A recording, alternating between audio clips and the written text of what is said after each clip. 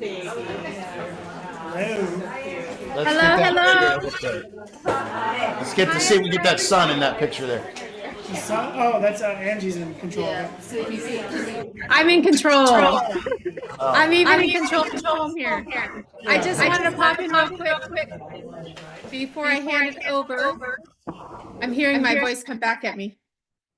Okay. Oh, there we go. Okay, I'll continue letting people in. So, hey, everybody, welcome. Everybody at home. I'm at home too. While everybody's at the shop, I can't see everybody out at the shop, but glad you all are there. I'm sorry I'm not there to greet all of our new people tonight. I'm here with little Arts at home. We're just not quite ready to leave him home alone or bring him there with a lot of people quite yet. We're going to give it a few weeks and let his immune system build before we do that. The first time you'll be able to meet little Art will be the Run for Recovery. So those of you who will be there will be able to meet him. So welcome. I am going to hand it over. Tiffany is in my place tonight there at the shop in person, and gonna hand it over to her to do announcements for y'all. Hello. Welcome everyone. So excited. We've got a couple of great things coming up. So obviously our run. So just want to let you know registrations are pouring in and we really appreciate that. And that's awesome. Our community loves to wait to the last minute. It keeps us on our toes. So please, if you haven't registered, go ahead and register now so that we can make sure we have good counts for certain things that are going to be going on. We've got a lot of surprises for the run, some fun things that we're going to be doing. So we really hope you're going to be joining us for all of that.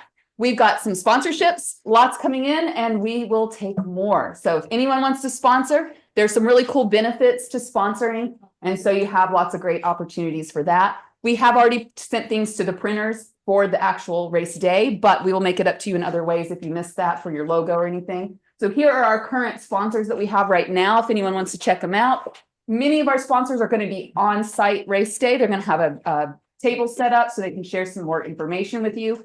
And so if anyone knows here in the room, anyone interested in setting up a table for race day, get in touch with us and we'll make sure that you guys have that available to you. Let's see. Registration sponsors, monthly partner. I'm going to put out there any monthly partners in the room tonight.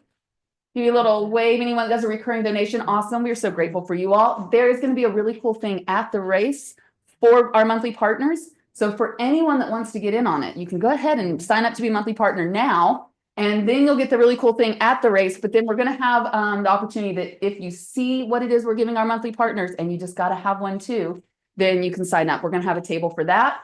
We're going to have some cool Battlefield branded gear so we can get our name out there. So a couple of things. We've got a special race day edition of something that we're not going to talk about until race day, but you just love all these surprises. So yeah, we're super excited. Any questions real quick before we? Saturday, May 10th. Thank you. It's the one thing I forget all the time. So Saturday, May 10th, we are going to be, check-in starts at 9 a.m. but the actual run starts at 10. This is at Rogner Park in Auburn. And so, yeah, real exciting. Yes, Becky. Are we having mob tomorrow? Yes, mobs tomorrow at 11 a.m. Thank you so much. So mob is Moms of Battlefield, but don't worry, you don't have to be a mom to be a part of it. It's women in general. All our women come together and they meet on Zoom the Wednesday morning after a solution group. So we meet on solution group Tuesdays, typically first, third, and when there's a fifth Tuesday of the month, sometimes we get together. And then we do mob on tomorrow morning at 11 a.m. So we hope you all that are here tonight can join us in the room. Get in touch with Angie or Becky for the Zoom link. And yeah. And Angie, looking for you to say if there's anything else that we missed that you wanted to cover tonight. No, I just wanted to say, yes, I'm really looking forward to mob tomorrow. It's been way too long since I've seen you ladies, so definitely looking forward to that. And then I do want to say one plug for the Battlefield Friends and Family sponsorship. So that is getting really close to 5,000. So basically what that is, to clarify, because there's been some confusion. So basically what that is, it's our own sponsorship. So all the Battlefield community, the friends and the family are plugging into one bucket for that to hit the 5,000 and above level. We're only like, I think $147 away from hitting the 5,000 level. We want to bump our Battlefield family up to that top level right on top. And so I just want to encourage you, if you still want to give just a straight donation to the Run for Recovery, you can use that particular link. Basically, on the registration page, when you click on sponsor, you're going to see all the different sponsorship levels. Well, if you scroll all the way down to the bottom, you're going to see the friends and family sponsorship bucket to be able to do that donation. And just to make it easy, what I'll do also following this, I'll send out another, or at least by tomorrow morning, if I don't get my hands free. But so be looking for it by tomorrow morning. I'll send it out via text again for everybody who is on the text reminder list. You'll get a straight link just to go directly to that. But event page, sponsor, scroll all the way to the bottom. You're going to see the friends and family. And the really cool thing about that bucket, it actually keeps a running total of where that sponsorship is. So you'll see it grow. And so then that's the link to share with all your friends. If you want to reach out to your aunts and your uncles and grandma and grandpa and your friends at work, just shoot them that link. So we have that particular deal grow. Oh, there, Sherry put it in there. Thank you, Sherry. Sherry put the registration link in. Thank you. I appreciate all my helpers out there helping me with hands. Thank you. We've got a But lot that's of people today, so we're super excited for that as well. Sorry, Angie, didn't mean to cut you off there. Just wanted to make sure to recognize our new people. And also, as Art gets ready to come up here, just if you could silence your phones, even be mindful of vibration. It kind of distracts us and gets us out of the present moment. So just be mindful. And if you'll take a moment, silence all those phones so that we can be here together just for the next hour and a half or so. And we're just so glad you're here. Thanks, everybody.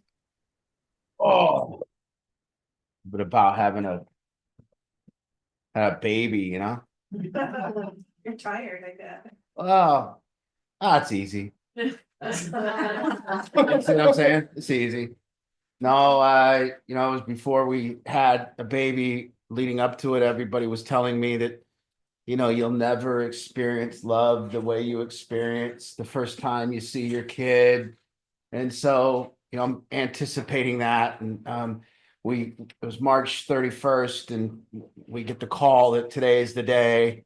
And so that meant we were at one part with Kyiv. We were in the city of Kyiv, and we had to go about 20 miles to the hospital and get ready for this birth at 10 o'clock. And in Kyiv, in this process that we're in, they let us know that we were going to have to stay at the hospital for like 3 days to kind of prove that we could handle a baby, I guess. And so you have to rent like a hotel room in the hospital. And so we get to our hotel room in the hospital, and we're waiting, and I'm going to experience this love moment like I've never experienced before. And I'm getting excited, and it's 10 a.m. and he's born, and then they put him in my hands, and that's not what I experienced. I experienced, they say it's a little bundle of joy. It's a little bundle of fear. Yeah, terror. Terror. This heat came over me, and I went, oh my gosh, I have to keep this thing alive. Like, and they're not that awesome. They're cute when you first see them, but they're basically a blank slate because they have no expression yet. Their eyes are closed, but then you begin, as this process goes, I think you kind of fall in love with them, and you fall in love with them through their different expressions, and they become more animated and that kind of thing. So kind of getting it, but not, the only other thing I'll say about that is there's a different, and this is a plug for women or whatever, maybe I've not been the greatest, but to say that, women are different. I'm just going to say, and you men out here, we're not as good as them. And I don't say that to try to gain points or whatever. I'm not that kind of guy. But what I say is a woman have this capacity to give their entire mind to something that's not about them. And we don't as men. I got about 22 minutes of holding him before I need to do some shit for me, right? And women can just endure this thing of giving themselves all day. And to me, the level of stress in that, and the level of just crazy. So I have a new respect for mothers who have to stay home all day with a baby, and the stress of just being on guard. So anyways, that's my baby stuff. But Angie does it. She's just all day, every day, and then trying to work when her hands are free. And it's just amazing to kind of watch. And then I get to come in and go, you're doing it wrong. What do you mean he's fussy? Just do this. you know, and then she gets mad at me, but you know, I'm pretty good. Um, so I get the fun times of just, you know, kind of hanging him out, hanging out with him, and then when he poops, I just go, I'm good at the pee diapers. I'm an expert at that. I can do those. You just take it off, put the new one on. Good, but that whole changing, the wiping, everything, I'm good on that. I'm not doing that part, so. I was 3 years sober. When I read the book Power of Now. And it was different. I can say that my sobriety went before Power of Now and after Power Now. And in this book that I came across, it talked a lot about my affliction. And I'll say that I had this difficulty as a human being where I was at. I had that kind of problem where wherever I was at, I wanted to be somewhere else. And wherever I was at, my mind was somewhere else. And my father nailed it when I got sober. I was about 30 days sober or 20 days sober. And he sat me down at the kitchen table upstairs and he goes, listen, man, wherever you are, you're not there. And that's what he said to me. He said, you know, you just can't seem to be where you're at. Your mind is elsewhere. And I suffered from restless and irritable and discontent. And I suffered from this kind of affliction of I can't really be with the people in my life. I always had something better I needed to go do. I was irritated. I was antsy. I was ADD. I couldn't sit still. And I read this book and it said you just had to do one thing. You just had to learn to be present. And I didn't just stop there. I started reading tons of books on mindfulness. And what I learned was that it was a practice through meditation, through everything I'd learned to be present. But there was two hands to work with here. There was the problem of being present, which just was a problem in its own right. And there was all the stuff that was making it hard to be present, the stuff that needed to be dealt with. So, and then there was pain. So there was pain that would show up and take me out of the current moment and put me back into that moment that pain happened.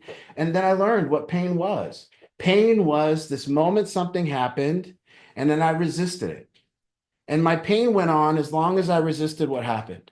And as soon as I accepted what happened, my pain was over. So I'd learned that's how I learned to deal with pain. I learned to handle pain through acceptance. And when I accepted what happened back here, I could now be present with what was going on here. So I worked that and I worked both hands. I dealt with things in my past that made it so I couldn't be present. And I practiced being present. And as I cleared up the wreckage of my past, I was able to give myself more to the current moment. As I was getting better in my faith in God, to me personally, as my faith in God grew, I was allowed to be more safe in the current moment. And I could be here now and I could be more present because God had it and I didn't have to worry. So kind of God would help me take away worry that was my journey. And so as I practiced this presence thing, what I realized I wanted out of life. And when presence became paramount, what I realized was I wanted two things and I needed two things. Number one, I needed an open heart. So when my heart closes, my mind then locks up and isn't free. So I needed an open heart and a free mind. In order to stay present, I needed to be open-hearted and have a free mind. And if my heart closed to somebody and I got angry, I could no longer be present with what was going on because I was locked up in my head about what had just happened with that person. So then my priority shifted that if my heart closed, there was only one job, get my heart back open. So I would have to now open my heart back up to this individual, and I would have to do the work of talking to them and being truthful and working things out. And so I started doing that work. I was really good. I started what I called clearing the space of all my relationships and being responsible for them. So I practiced. If me and you had a negative interaction, I would go back to you and I would say, I don't want to talk about you behind your back. I want to look at you and I want to clear it up and I want us to come to some understanding. And once we came to that understanding, and I understand your perspective and you understand mine, my heart can open back up to you and my mind can be free to be in the current moment. And so I worked this practice for years and years and years, and I have my whole life. And it's and something came about when all this went down was I had a choice to make. I had a choice of whether I was going to be, and I think at some point in all of our lives, we have this choice. When we're kids, we are an honest person. So, sometimes kids are too honest. Kids will say, man, you're fat, or man, you smell, or kids will just say things, right? And we were like that. But at some point, we learned that telling those truths hurt people.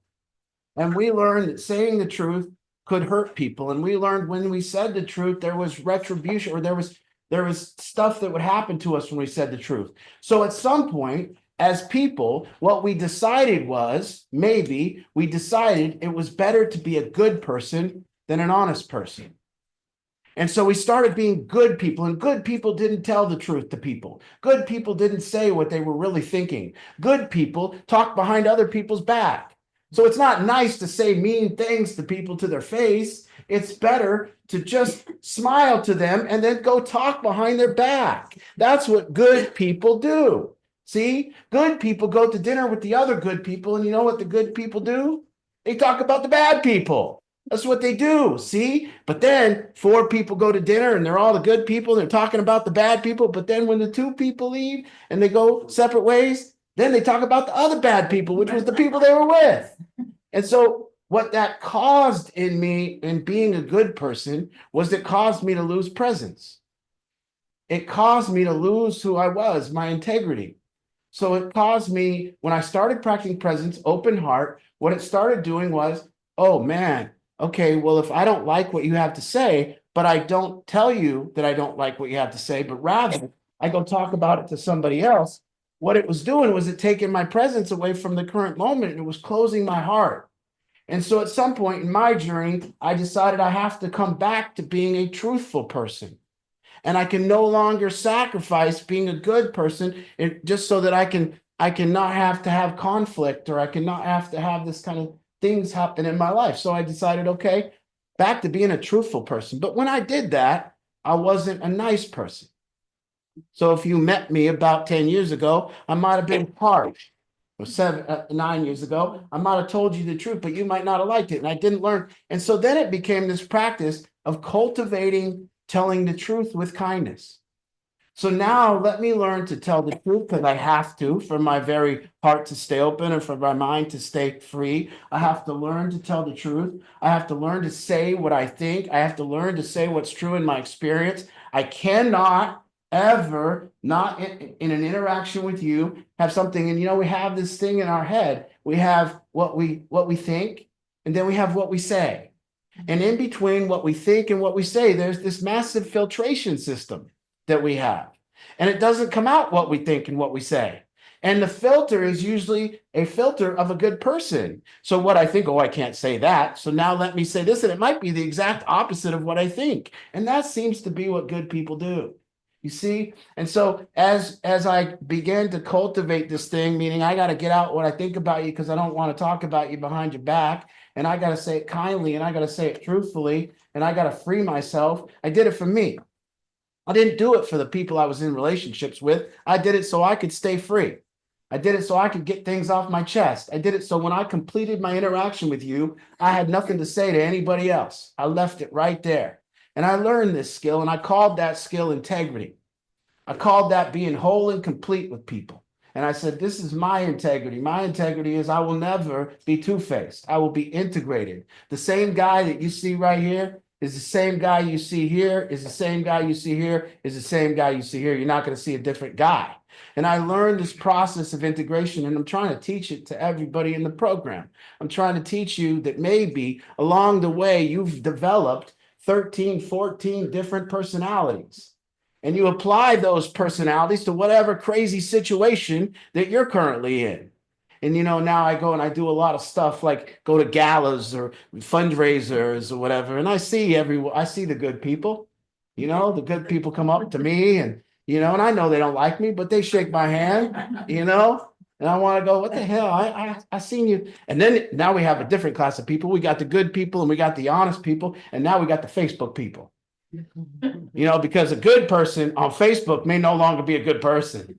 They're honest people on Facebook and they're warriors, right? They'll say any shit on Facebook. You know, they don't care. They don't care what it does. And so that went on for a long time. And I felt, man, I've kind of nailed this thing. I've got real good at telling people the truth and freeing myself and doing it in a kind way. I'm likable. This is nice. I'm a likable person and I get to tell the truth. Kind of felt like I had it all, right? Until recently.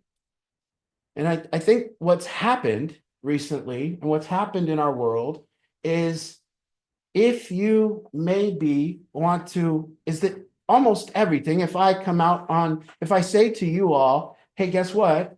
I'm a Democrat and the sky is blue.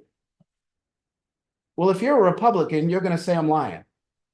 You're going to say, no, that's not true. And if I'm a Republican and I say, hey, guys, the sky's blue. Well, the Democrats are going to tell me I don't know shit and the sky isn't blue. And everything has become political. So as it's went on, it's not as easy for me to say my truth with an open heart anymore. People don't care. And what's become difficult is when you say your truth, and I'm saying this to say to the people in the program, watch out now. Because when you say what you think is true in your experience with an open heart, you will get smashed in the face. This world will now tell you that you're a mean and bad person. If I came out in an interview this week for Cairo, and I said that I think if you love someone, you shouldn't let them do fentanyl. Now, to me, I thought, wow, what a thing to say, right? And I got smashed in the face for that. I got told that I was victimizing family members and I was blaming other people. And I was saying that, you know, and they twist everything I said to be that. So now my fear, it's hard to talk. If you all get up here for 1 hour and try to do a talk, try not to offend anyone. Good luck. You see, good luck. And for the first time in helping people, I have to audition. When people want help from me, I have to prove to you that maybe, no longer does my experience cut it. You know, for years I've been saying, well, I was a drug addict for 17 years and I've helped people for 14 years. Surely people will care what I have to say. No. Google has taught them. Google. They read on Google some other thing and they disagree with me. So now, you know, and by the way, with Google, just so you know, I think there's three, and a caveat, there's three areas of life that are funny. Raising babies, okay? So everything we're doing with the baby right now, I know for sure everything that we look on Google and Google says to do right now with the baby, I will give you my 100% guarantee, mark my words, in 5 years, Google will tell us everything we're doing is wrong. I promise you. It'll say, I can't believe you were doing that shit 5 years ago. You could have killed the baby, right? There's that area. And I promise you, everything we're eating currently today that Google says to eat in 5 years will tell us we're eating all wrong, right? And addiction. So about every 5 years, the internet takes a cycle and says everything you knew about addiction 5 years ago, you don't know shit now. It's all different now. They tell you every 5 years. Every 5 years, see, it's so far, it's been biopsychosocial, it's been a disease, now it's trauma. It's been 4 different causes since I've been in recovery for the past 11 years. They've all told us what it is, right? The solution doesn't seem to change. Well, the solution even changes. Now the solution to getting off drugs is surely drugs. And they've let it be known that if you want to get off drugs, there's one way, drugs. And that's kind of what they're pushing down our throat. And I hesitate to say anything because in my experience, somebody's going to get mad at me for saying the truth in my experience. See, the truth in my experience is that when you give somebody that's using fentanyl or meth a home to live in, they continue to use fentanyl and meth. That's the truth in my experience. And in fact, out of every parent that comes to me, the first thing we have to ask is, do they have a place where they're doing it right now? And if the does it have four walls and maybe a bed? And if the answer is yes, we always have to get them out of that place. 100%. And see, now I'm told on the internet that the people using drugs are using drugs because they don't have a house. And see, in my experience, if I go against that, I'm a bad person, you see? And so the point of all this is we as people have gotten so scared of each other. We've gotten so scared that when we disagree on something, we get personal.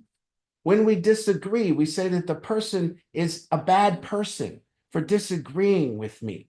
And so what's happened is, and as you go on in any aspect, as I'm teaching people here to remain a truthful person rather than a good person, to cultivate who you are by and to express your power and self-expression in this world by actually learning to tell the truth to the best of your ability. And it's no longer the truth. See, I can't even say that. And I don't believe that my truth is the truth. What I believe is I want to be able to tell you what's true in my experience. So I want to say, I want to be able to say, this is what's true in my experience and not be considered a bad human being. Now, the reason that is considered a bad human being is because it's not true in someone else's experience.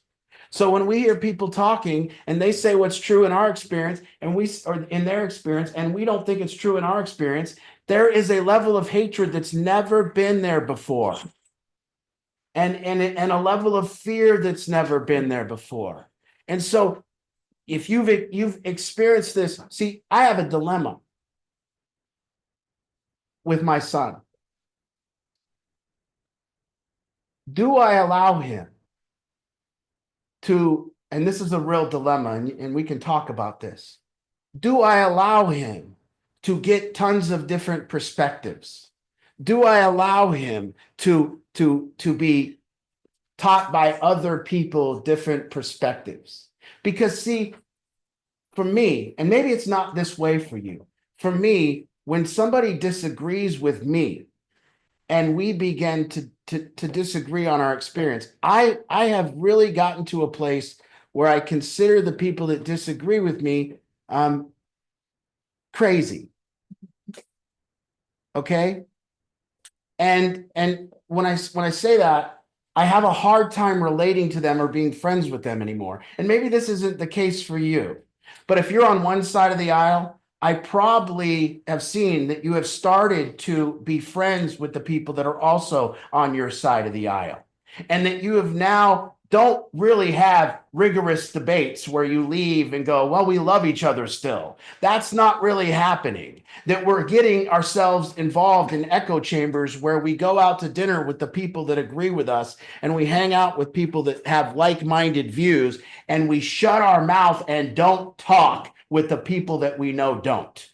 And when we go out to dinner that we know somebody has different political views, we don't talk because we cannot get through that dinner. And that's not just a little off limits. We don't talk politics and religion anymore. This is a game changer where if you go out with people, you can leave hating those people that used to be your friends. And that's happening.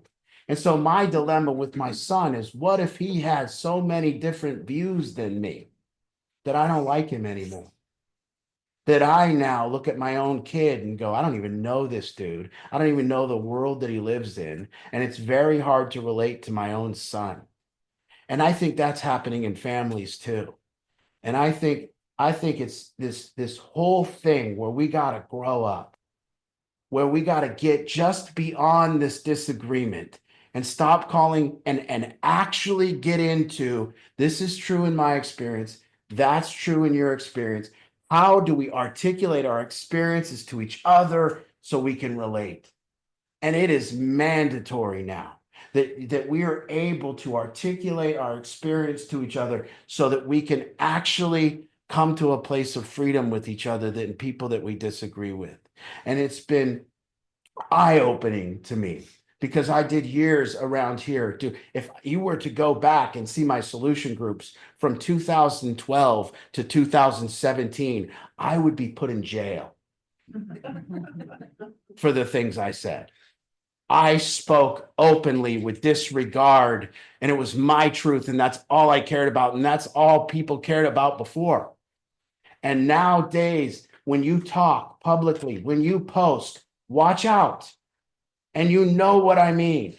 And you can say just the most benign things, and you'll face retribution.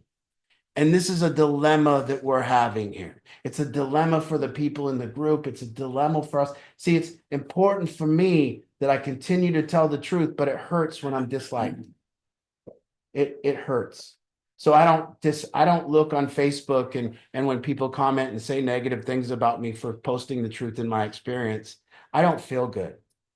I don't disregard those things. I have a hard time, and it takes my presence away. So now, as a person who wants to stand for what I believe in, it becomes very difficult because I don't want to lose people and have them hate me. And so I'm in a dilemma, not a dilemma that's going to be easily solved. But if I want to unload my mind and say what I really think, how many friends am I going to lose? How many people in my life are going to turn on me and say they hate me? And how many people are going to take it to the next level and say, he's a bad person? And by the way, they just make it up. So it's people you don't know saying you're a bad person. And I say all that to say what that's done. What's that done is it's centered me in a relation for me. I don't talk about this very often, or don't push it on anyone, but it centered me in a relationship with a higher power. It makes it that I have to have a place to go to talk to whatever I'm talking to say, am I doing the right thing? Am I being the right kind of person? What am I doing? And it takes me to this place of awareness where I have to go and I have to really look at why I'm making people mad. I have to look at what is their experience. And I have to have this thing help me open my heart to people that disagree with me. And I have to have this thing that says, trust me, you keep forward or keep telling the truth. Because sometimes what I want to do is just quit talking. What I want to do is like avoid all hot button topics.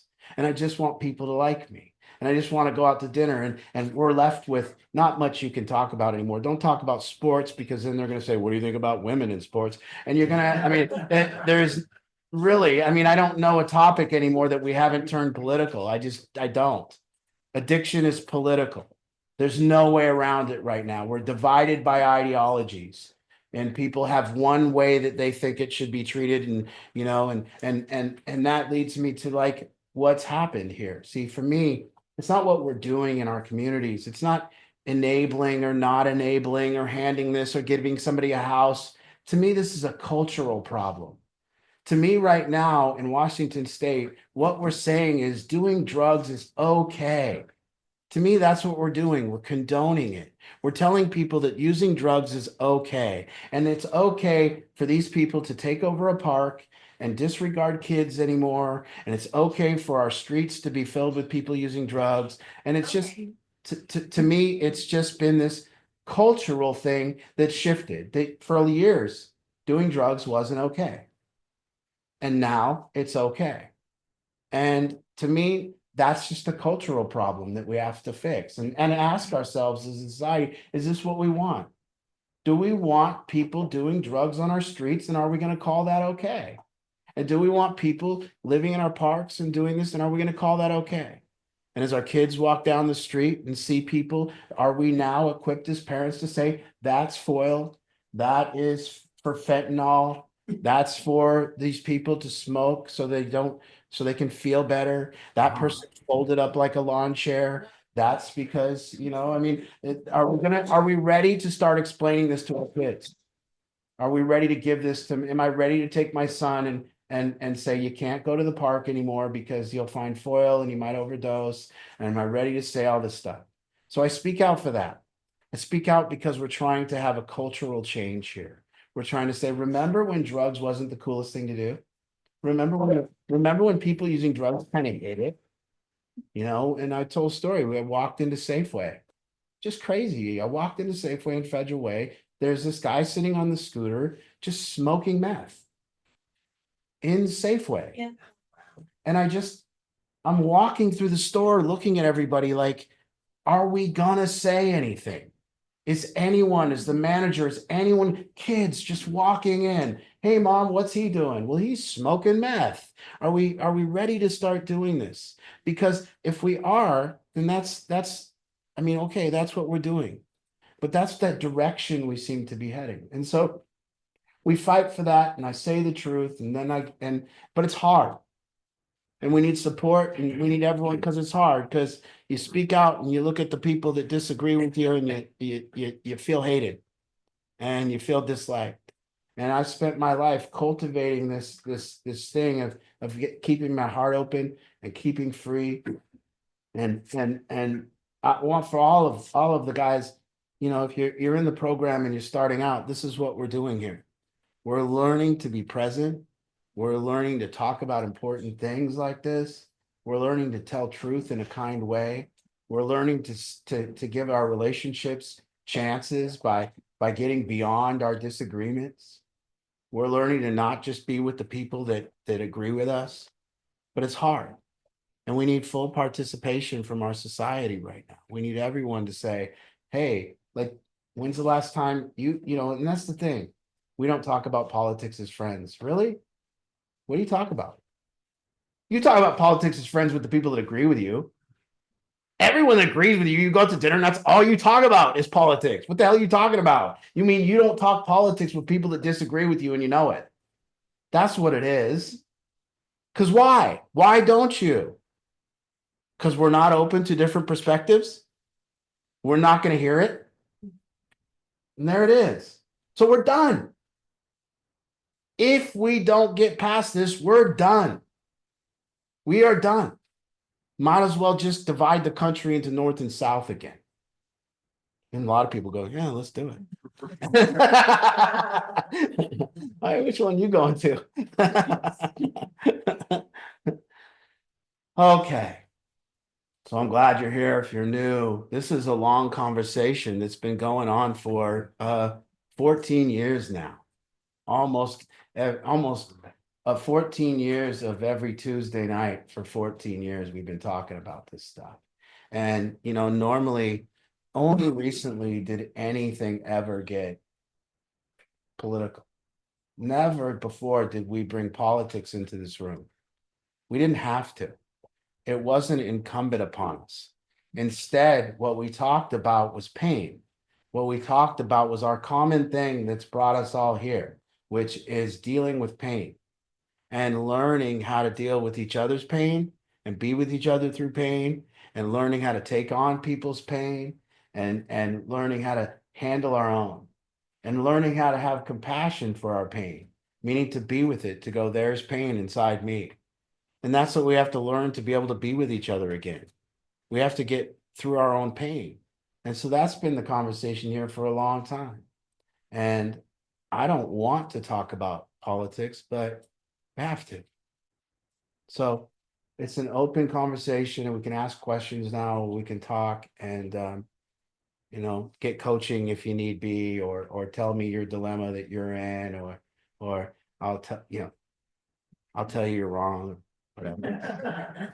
You know, I love it when people are talking and I can tell them they're wrong, you know.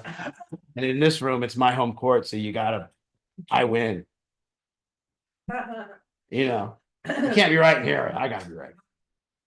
So if you're new, you can introduce yourself, get to know the group. We've been here a long time. It's different every week. You know, we get Trayvon got an orange. Very important, right in the middle of my talk. You know, I'm trying to give you gold nuggets, trying to help you. And you went to the orange. Okay. It's all right. So, And if anybody at home, I'll just say if hand anybody them at home, pearls. if anybody at home has anything to say, just let us know and I'll let you in. We hand them pearls and Well, that is a good introduction to Trayvon family. okay. All right. All right. So my name's Amanda, I'm Trayvon's stepmom, and he's new to the program, we are new to the program. I'm Trayvon's mom, Erica. And I am Trayvon's stepdad. Cedric. Yeah, you were right, oh, you can't hear Oh, it. Yeah. This is, go ahead, yep, no, go ahead. We should have gave him the Zoom link. We tried to log. Oh, on, okay, didn't work. okay. Go ahead, yes, you're alive, honey. Every time I've heard him talk, he always says, I hear everything. This is Lorenzo Rollins, Trayvon's dad, so. Well, let me tell you what I think Trayvon needs to learn. Can I do that? Yeah. I think that he's a leader. And I think as a leader, we can do one of two things. We can lead, we can be a ringleader or a leader in life. There's two types of leaders. There's the ringleader, and he causes all kinds of problems and he takes the people down a bad road. And then there's a leader. And a leader puts his family first. And as a leader, you step up. And what I'm trying to teach all the guys in the program is you have to learn to fly your own plane. You have to learn to stay in command of this plane. You have to learn to handle your emotions and your pain so that you can sit in this cockpit of your own life and you can handle your own life because you've got a family in that plane with you. And every time that plane experiences turbulence, so does your family.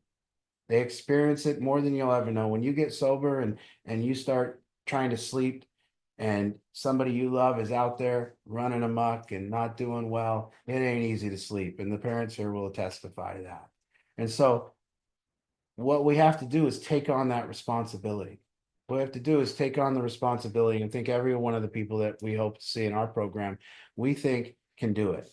We think if you take on the responsibility of impacting your family in a positive manner on a daily basis, you'll get better too.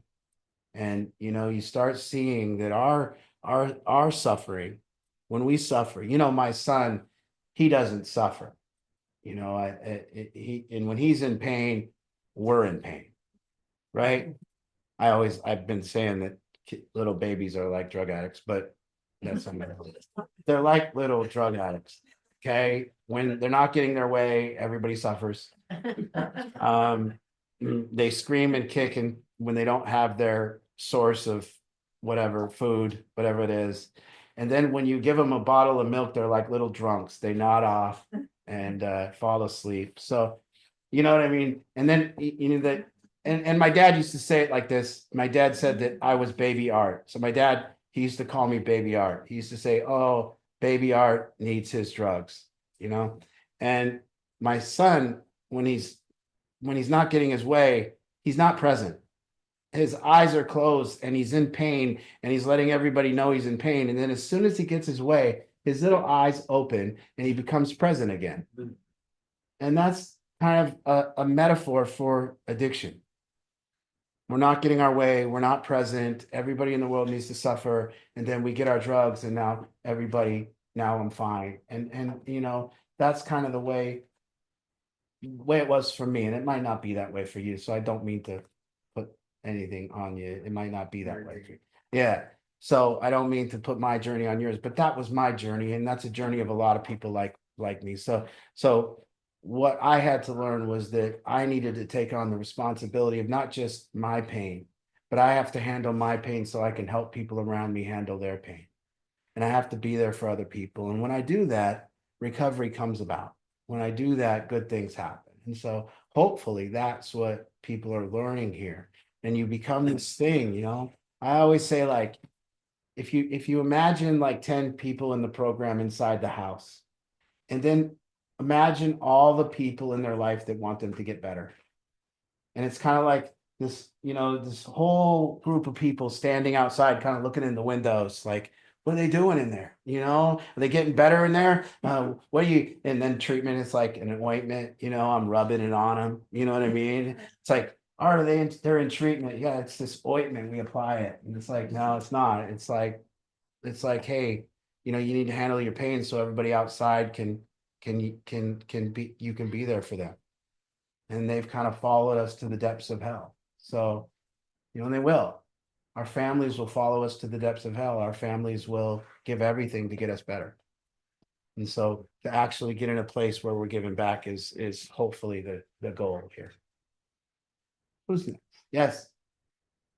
I'm Tarina Baldwin and I came for the first time in March and then you guys left. And so this is my second time. Yeah. And I lost my son Sage Baldwin 2 months ago over at the Fred Meyer parking lot. At the top of 240th here in Kent from fentanyl and meth overdose. So I have his celebration of life and I know some of you guys are gonna be coming to that. So I just wrote the eulogy that I'm gonna be saying for it. I finished it on Sunday and I just don't want any parent to have to do that with their child. I just read out all his pictures and I had like 6 pages of notes and I'm trying to get it down to 5 minutes so that I can say this on Sunday with some kind of chronological order. So I did that, but I'm really glad that I was introduced to this group by my friend Jamie. But I also wanted to let you know that I read that book, Power of Now, years ago. And thank you for reminding me, because what I remember about it is that they said most of our thoughts are in the past or in the future. And we hardly ever think about like right now. And so we really have to train ourselves to think about the present and to stay in the present. That's right. We think so much about the past and things we can't change. And then we think about the future, which we don't know what's gonna happen. So yeah, I remember that about that book. And I think Thank you. what we're trying to suggest to parents and people, especially with fentanyl. We had a guy named Nathaniel, and in that March Solution Group, Nathaniel came here. We did outreach on the streets of Kent, and that day that you were here, Nathaniel had agreed to go to detox. And so Max brought Nathaniel, it's Nathaniel, correct? Yeah. Max brought Nathaniel here. And Nathaniel had an abscess. So we had to take him to the emergency room. And we took him to the emergency room and we waited for him to get done. And of course, the window kind of had shut and Nathaniel decided, I don't want to go now. And he went back to his girlfriend on the streets and we waited a little while and then he said he wanted to go again, and stop me if I'm not telling it correctly, Max, but he said he wanted to go again. And so Phil, who's in the audience, said I would take him.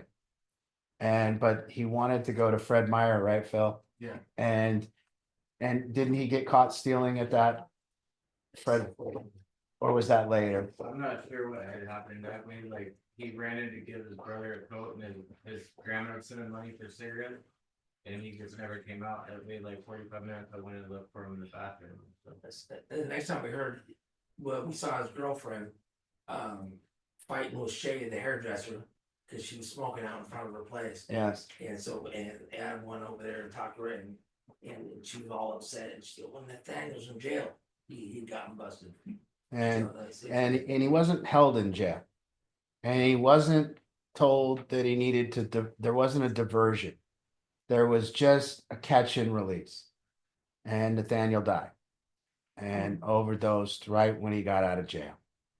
And this is why we're so into this movement of arrest and divert, arrest and divert, arrest and ask people to go to treatment, require it, arrest and divert. And if we would have had that in place, Nathaniel would be alive. And this is what I mean by our cities and people allowing it, you know, and saying, hey, this isn't a big problem. They just a drug addict. They're just somebody with a substance use disorder. They need their medicine. It's their choice. They're going to choose recovery some other time. We just see that that's a problem. And, you know, I hope you don't think that, because the lady on you know, people were saying I'm blaming families. And what I say is, yes, do everything you can do, and that still might not be enough. But at least do everything you can do so that you don't regret not giving it your 100%. And, you know, we just see it with a different sense of urgency, you know, and by the way, it's not a fentanyl overdose. We need to stop calling it an overdose. Any amount of fentanyl is killing people. An overdose suggests that that person went out and got an exorbitant amount of drugs and did too much. somebody gets cocaine with fentanyl in it, any fentanyl is killing people. So it's not an overdose. It's just a poisoning. So we have to remind people, people aren't overdoses, they're being poisoned. We have a literal poison on the street and people are doing it and they're dying, and we need to stop people from being allowed to do poison. And that doesn't mean we are bad people or stigmatizing people. We are actually asking for a behavior to stop. If someone's doing a behavior, that doesn't mean they're a bad person, but they still need to stop that behavior. We're not talking about the person's morality or anything about the person. We're just simply saying that behavior that you're doing sucks. It's gonna kill you. And we're gonna do everything around you as loving humans to get that out of your hands. And so, and we're demonized for saying this. And that's, you know, that's just something that we are facing right now. And it's very odd. And meth is the same way. Meth is causing permanent mental illness. Permanent. And by the way, the people that suffer, their loved one that is suffering from permanent mental illness from meth, sometimes it's a harder road than people that lose someone to an overdose or lose someone to a poison. It's a harder road. It's years and years and years and years and a lifetime of taking care of another human being that can no longer take care of himself. And they don't have medications to fix this mental illness. They're not existing. So, you know, we do see that there's a sense of urgency here for people. But we're not saying that, you know, we're saying just do everything you can do. Call Battlefield and make sure you've done everything you can do. We'll It's tell you. crazy too. Like, you know, people die off the fentanyl, like that. I mean, when they've lost it, you'll think, oh, they'll snap back, and when they don't, it's just. For years, that's what it was. For years, when we took in somebody that had been using meth, almost inevitably 100% of the time, they came back. Almost 100%. You give it a month, you give it 40 days, they came back. And then in the last 4 or 5 years, people just aren't coming back. First time. And there's nothing you can do. There's no medication being made. They're not caught up to the times. It's just a permanent mental illness. So, you know, we have at this Battlefield and what we're doing with this movement for the run and everything. It's kind of saying these things and it's harsh and it's brutal because we face a lot of scrutiny for saying what we're saying. And that I say that to say we need the people here and the people around us to stick by us. And it used to be that if you had some level of experience, like 31 years, that meant something. You know, it's like Google now is like a roofer coming over to my house and telling me what I should do on my roof. And then I go, no, I Googled it. And I think you're wrong. This isn't what you, this guy's looking at me like Google. Like, you think you're using Google to put a roof on? Like, what the hell are you talking about? You know, Google doesn't do it. You know, I'm a Google doctor, by the way. You know, I'm a Google everything. I'm a Google handyman, you know. But Googling these things isn't really where it's at. And like I keep having arguments with Ange, that's our argument, is because she's going to Google for some of the baby things. And I go, what if we were to go to Google for our kid and he was an addict? What kind of information would we get on there? See, I disagree with almost everything that's said on Google about addiction. If it's on Google, I say, don't read that shit. If a person comes to me and says, I've read this book on addiction, I say, oh no, we got to scratch your mind of that. We got to get that out. Don't read those books, please. That's what they say. Who else? Anyone online raising their hand, Ange? They don't even want to talk about the baby or anything. Anybody out there? He's not listening like I thought he would be listening at this age. You know what I mean? He's just not picking up what I'm putting down a lot of the times. You know? Sherry, you want to introduce yourself? Oh, sure. There you are. Yeah. I'm Sherry Jones, first time here. Been with my youngest son for the last 10 years, battling this thing. Then all of Southern California, all the things down there, the beach, the whole thing. Then we hit after, what is it, 18 or 24 or whatever, and you're not on your parents' insurance. 26. What is that? That's the age. Yeah, so my son's 30 and now we are on state aid, state insurance. And Washington State sucks. Sorry, their treatment sucks. And we have tried everything and he's, I know I need help, I'm ready to go, and God bless you guys and Max and all the other ones that have gotten just almost to get him, to take him into detox and then, shoo, gone. So I thought, well, I'll go, my husband's done for now. It changes, but I'll give it a try. We'll just see. This seems cool to me. I'm not used to having, people that are in treatment with the families and talking about it, because we were always separated, for all these years. We'd fly down to Orange County and we'd visit, but separate, it was different. So this feels different to me. So.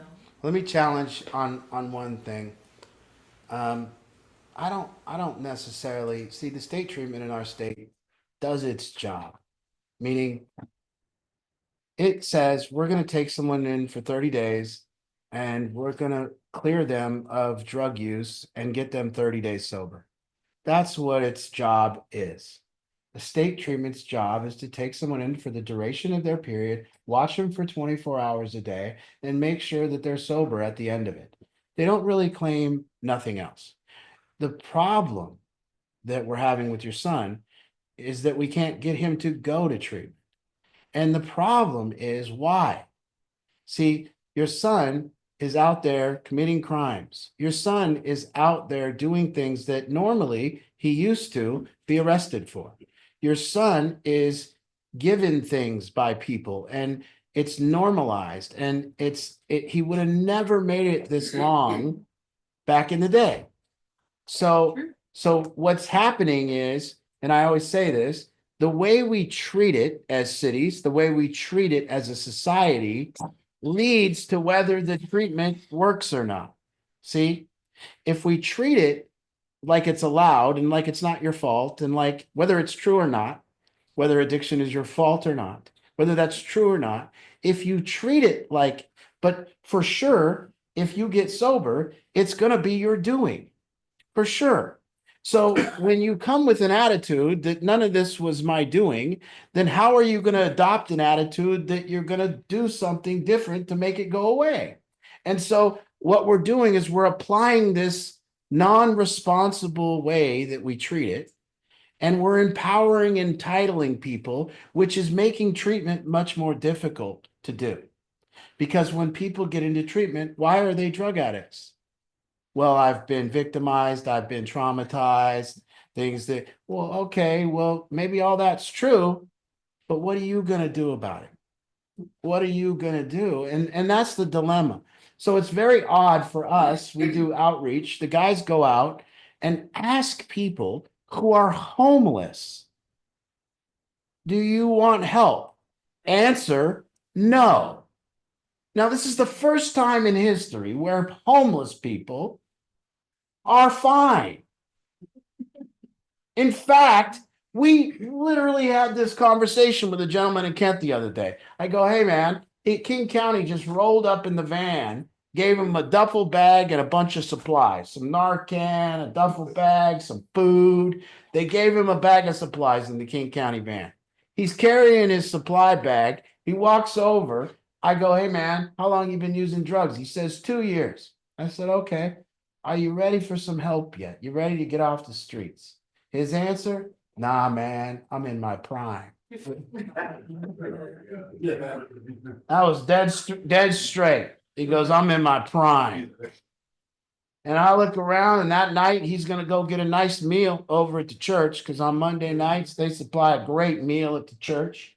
He's going to go over to the Pierre Kent group and get a cup of coffee. He's going to go down to Catholic Community Services, grab himself a shower, he'd get a cup of noodle, and then he's going to go into the local store and steal whatever he wants with no retribution. And then he's going to be allowed to either sleep on someone's couch or go to camp and do that. And for us, a lot of us old school drug addicts here, we already know that if we were allowed to behave this way, we'd be dead. We know it. And so it's a very odd time where, of course, treatment isn't going to work because you know why? Treatment, getting off drugs is hard. That's what they're not saying. Well, that doesn't work. Abstinence-based doesn't work. Well, you know why? Because doing drugs as a human being and contaminating your mind and using drugs for 20 years and then stopping is a huge thing to do. And it's a major accomplishment in one's life. And when you do it, it's something to be damn proud of. That I used to use drugs and I did this. And now my head is clear and I'm free and I'm sober. And it's an achievement. And they're robbing people of that achievement. And they're saying, no way you can even do it. Your brain is too messed up. You're going to need drugs the rest of your life. And by the way, none of this is your fault. None of this is your problem. And I don't care whether that's true or not. I don't care. I'm not here to debate the cause of addiction. I think that's ridiculous. I've seen so many different people be addicts. I've seen 60-year-old women who I went to treatment in 2007 at Highline. I got the treatment and it was about me and about 7 70-year-old ladies. And I got in there and they were in muumuus and shit. And I walked in and I said, what in the hell is going on? And I said, what are you guys, alcoholics? What's going on? They said, no, we're pain pill addicts at 70. And I said, why? Well, we had fibromyalgia. We had a thing. We started taking these pills. They upped us to Oxycontin and we got addicted to pain pills. And I'm in treatment with 70-year-old pain pill addicts. Well, what was the cause of their addiction? To me, it really seems clear that they made it 70 years without a problem. And it seems really clear that drugs cause drug addiction in their life. Really. And it seems very clear to me that one thing that's all of us have in common as drug addicts is drugs. And there might not be anything else we have in common. And you might be able to take 10 people that are recovering in this room and write their stories down. And then take 10 people at UW and write their stories down. And the 10 stories will be indistinguishable. You won't be able to distinguish between the two. And many of you have kids that you raised the exact same. And you have 3 of them. 2 of them have already graduated from college. And you had one that kind of vibrated his energy and got caught up in this mess. And you raised them the exact same. So I don't know about the cause. Don't care. I think it's suspicious. I think it changes every 3 years. I think it's very suspicious, and I don't think they know shit. So I'll worry about the solution. And to me, the solution is that each person in this room has done one thing. Since they've gotten sober, they've increased the level of responsibility for their life. They've actually done 2 things. They've stopped using drugs, and they begin to take more and more responsibility for their life every day. So I think the solution is 2 things. Stop using drugs and increase the level of responsibility that you have in your life. Responsibility for your stuff, your bills, your management of your life, your happiness, your failure, your past, all of it. And when you do that, there's answers. And that's how we all get there. And we all look around and we go, I was here and I couldn't even track a toothbrush. Couldn't even keep a phone. And now people in recovery go, I'm 8 years sober and I got the same phone number. And that's a big achievement, having the same phone number. A lot of you parents have your kids' phone numbers. You know, this one, you know, 10 different. You're like, what the hell happens to the phone? Well, some of them get pissed and break it. Some of it, oh, that's the most tragic. The most tragic is it's the last move is trading your phone for dope. Because you know, you've put yourself in a bad dilemma after you train that. Oh, now how am I going to get more dope? My phone's gone. So, you know. Ego ATM. Yeah.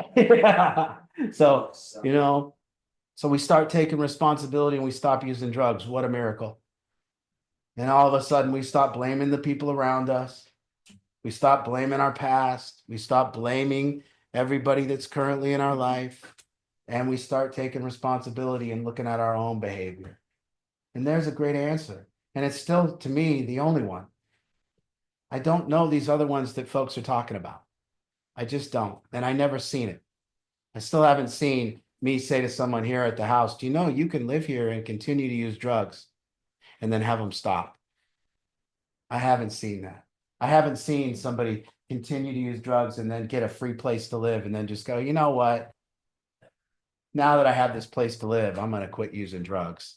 Just haven't seen that in my experience. It may happen, have never seen it in my experience. People say all the time, I'll stop using drugs when I get a house, and I always go, weren't you in a house? Didn't somebody kick you out? I have intervention of some sort. Yeah, we have to have some type of, the pain has to increase. So I'm gonna, point of all this. Let me wrap it up. We teach people to practice presence. In order to do so, you're gonna have to get things off your mind. You're gonna have to do two things. You're gonna have to practice presence, and you're gonna talk about the things with people that are keeping you, that are taking your ability to be present. And then you're gonna have to do one more thing. You're gonna have to handle pain. So you're gonna have to be with your pain. You're gonna have to talk about things that are on your mind that are making it so you can't be present. And you're gonna have to practice being present. You're gonna have to practice this in your daily tasks. And in order to do so, and tonight, my suggestion is simple. It's getting harder and harder to be a truthful person, but you can't stop. You got to continue to do it, and you got to continue to not worry about being disliked, and you got to continue to speak to people and tell them what's true in your experience. And we have to be able as people to get past and talk to each other, because just because you say it's your truth does not mean that's the truth. It doesn't mean it's true. It means that's true in your experience. And that's why you develop the opinions you develop. And you're not crazy for developing those opinions. It's just your experience. And I have to learn to get with your experience and understand it, to not think you're crazy. And you have to look at my experience and try to understand it so you don't think I'm crazy. And so we have to at least give each other the benefit of the doubt that we're not crazy. And if you notice, both sides of the aisle are saying the other side's crazy. Something's up. Something's suspicious. Half the country did not go crazy. Half the country has a different experience than you. Half the country gets their opinion from a different level of experiences, from a different childhood, from a different place. And in order for us to get beyond this thing and stop hating each other, we have to listen to each other's experience, and we have to give the other people the benefit of the doubt. And that's hard. And I'm saying it's hard because I have my own problem calling people crazy, and I have my own problem with not wanting to listen to their experience. And I'm not saying I've done any of it.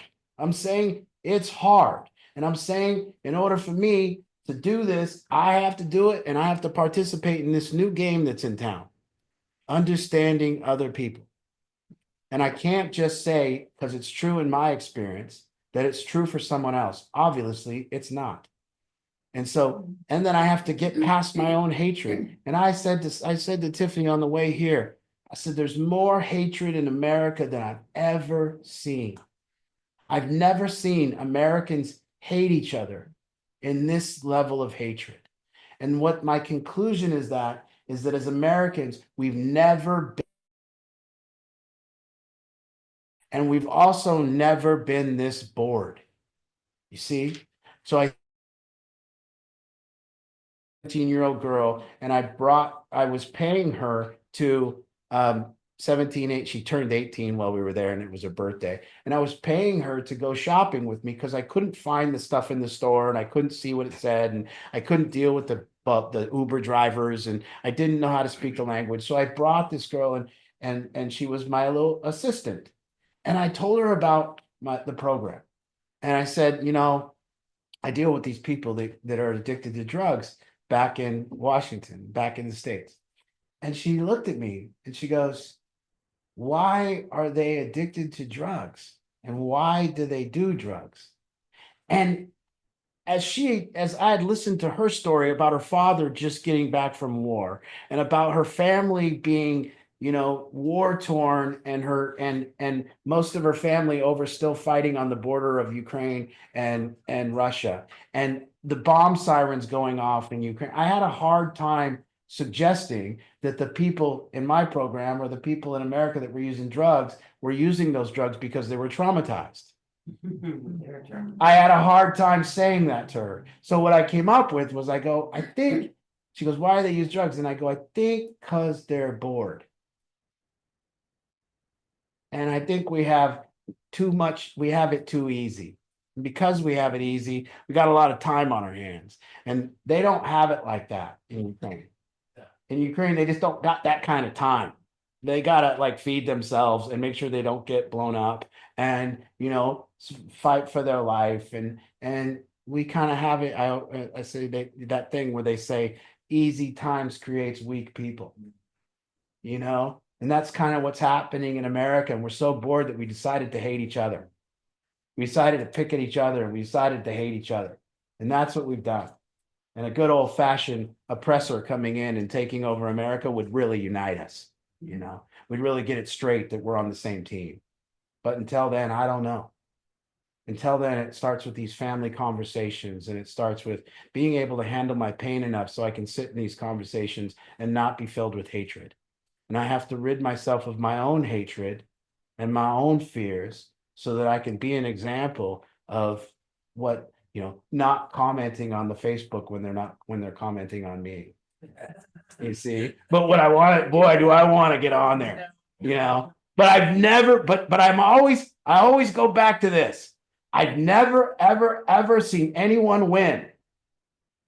I've never seen one guy on one side of the argument and then someone on the other side come in and then someone change their mind. I've never seen it. Never, not once. 100% the shit just gets crazier. And to the point of every post, you're like, just let it die, people, let that die. They're gonna come back crazier. But when you're letting it die, you're in your own head, thinking about what you would say to that guy if you seen him in person, you know? People that are for the housing first model, people that want to put the homeless people that are doing drugs in housing first. I always say this, if you think it works, go take 2 of them to your house. Go ahead. Housing first works. They just need a house. Then just go get them and bring them home. It's easy. As soon as they get to your house, they're just going to stop doing drugs and then you could change their life. See, I believe in treatment first. That's why I bring them to my house. I believe it works. That's why I bring them here. And if it didn't work, I would not bring them here. Trust me. But I believe in it and I'll bring them to my house. So put your money where your mouth is. You believe in housing people first. You believe they need a house. Take them home to your basement. Let's help out our society. But you won't. You won't. And everyone in this room knows why. Everyone in this room's been through it. You have to live the hard way.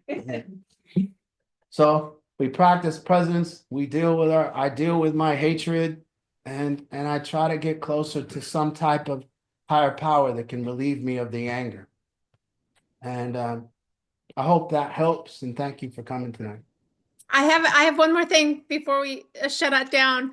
Gosh, that was so good. I already can't wait to upload the recording. I just know that like there's so many people that weren't here tonight that are going to want to listen to this. So Mob tomorrow, just a reminder, I'm super excited to see you all. Super excited to hear some new moms will be on tomorrow as well, which is really exciting. That's always our favorites because they've already texted me. So I look forward to seeing you ladies. But also those of you who are there in Kent, we have a whole bunch of posters still for the Run for Recovery. And so if everybody could just take a stack and get them out in your community. There's half flyers that are good for coffee shops. You give them a stack. There's large posters for storefronts. There's medium-sized posters. If you can just help us out, take a stack, get them out there in the community, hand out at your work, maybe in your break room. You can stick a whole stack and get it out in masses like that. I sure would hate 10 days from now having to throw away all those posters. So if you all can help us out by getting them out there, it really does 2 things. Number one, it helps promote the Run for Recovery. But also if they're out there in the cities, they're going to kind of be, you know, trickling still for a little bit before they get thrown away. And that benefits us because it just gets our name out there and you just never know who's going to see that. And they're struggling with a loved one and they didn't even know we existed. So if you all can take a stack, we sure would appreciate that. So thank you for that. And we'll see you ladies on Mob in the morning. And we'll see you again next week. So our solution groups are the first and the third Tuesday of every month. This was the fifth Tuesday. It was an extra one because we didn't want to wait because we had been gone. So we will be back next week, 1 week from tonight. So thank you, everybody. Good night. Good night.